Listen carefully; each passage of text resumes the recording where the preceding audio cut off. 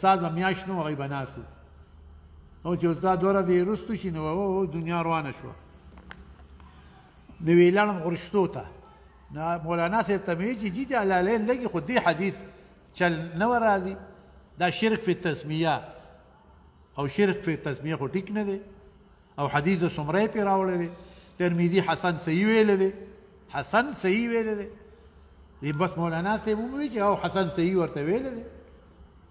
د طبیعت خبره وه دوره ادب و دا یې تپوس یې ونه کړ چې ولې ورته حسن صحیح ویلی دی هغه هغه ادب درته ښیم بس غږ مې ونه کړ هلته یو سړي ته یې یو ډوډۍ پخه کړه غټه ډوډۍ مالګه پکې واچو د هغه ځای نه روان شه میه والي ته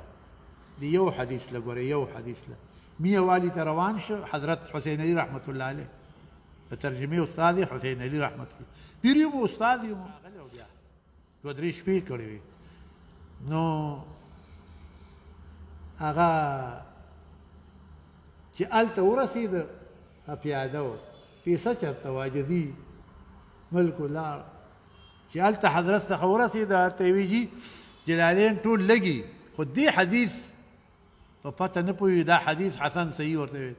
هغه فورا ورته وویل حدیث معلول دی د درې وجو نه چا معلول کړی دی حافظ عماد الدین ابن کثیر او تفاتیر نوخه حافظ عماد الدین معلول کړی د درې وجو نه وی باش حدیث د میان نه وته او زه پوه شم نور قرآن زه لګولی شم هغه راځي خو دې حدیث چل ادب پکې و چې ته حدیث ته بې ادبي رانه شي اوس دا خلک صحیح حدیث ته غلط وایي بې ادبه دي نو یې هلته نه واپس راغی نو دوه ورځې یا درې تېرې کړې تلل راتللو که نه ډېر لوی مزل دی نو چې راغې طالبان ته وي طالبان اوس مې درته صحیح کړو پوه شوې حالانکې جلالین هغه شپېتو اتیاو ته للو و چې یو ځای کې سودا راله نو ورپسې لاړ پوه شوې هغه اصحابي وایي که چا ما ته ووایي چې فلاني څخه علم زیات دی زه به کډه واخلم روان به شم ورپسې د دې په دې مشرانو کې عمل راغلی و هغوی د هغه اصحابانو په خبره عمل کو لاړ ورته نو چې حدیث یې د میان نه ووت وی نور پوه شئ بیا یې پکې دا توجیهات شپږ لیکلي دي د هغوی توجیه پکې څه ده دا خو د نورو تفاسیرو د کتابونو لیکلي ده د هغوی شپږمه توجیه دا ده وسادسها شپږمه توجیه ان آدم علیه السلام لما طلب الولد چې طلب یې کو ولد صالح قال تعالی له تنبیها الله ورته تنبیها وایي الله ورته تنبیه ورکوي وتعلیما تنبیها وتعلیما ان الولد یجر محبت الاب ولد چې دی راکاږي محبت د پلار دا زوی دا هر څه خلک د زوی دپاره کوي که نه دروغ غیبت او ټګی د زوی دپاره کوي یجر محبت الاب فاعطیتک ولدا صالحا که زه درکم ولد صالحه فتجرا نو رابخي محبت ستا فتبنا خبر ورکو ان لا تجر محبتک چې را نه کاږي ګوره محبت ستا زه خو د اولاد در کوم هسې نه چې محبت دې را کاږي د الوادو زما ذکر عبادت فکر هغې نه دي کمې در کې راشي اذ تعالی الله عما نو فالماضي د هغې تقریر دا دی فالماضي فی الموضعین ماضي په دواړو ځایونو کې بمعنى المضارع په معنا د مضارع ماضي خو